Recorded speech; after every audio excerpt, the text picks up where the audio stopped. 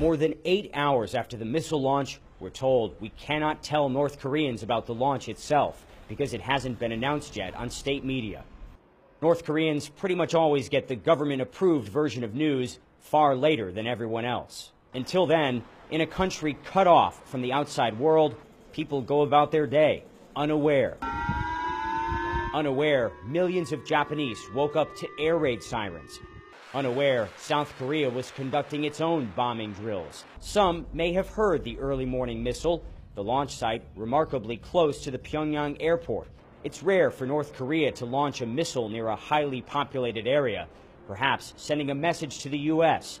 Any preemptive strike could have devastating humanitarian consequences. What North Koreans do know is what their government has been telling them all their lives.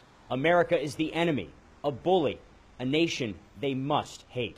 Here in Pyongyang, people are surrounded by anti-American propaganda. You see a lot of images like this, a mobile missile launcher, missiles pointed towards the U.S., which is up in flames, and the words, "All of the mainland United States is within our striking range."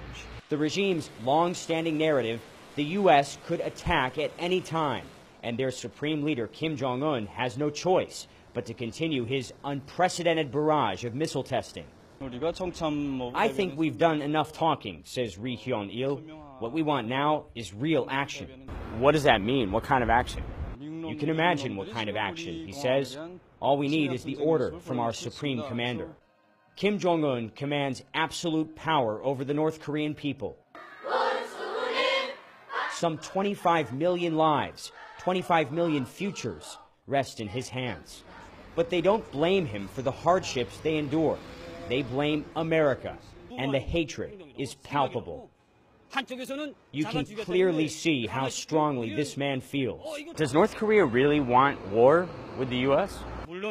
We value peace. We love peace, says Jong-hak. We have our future, our children.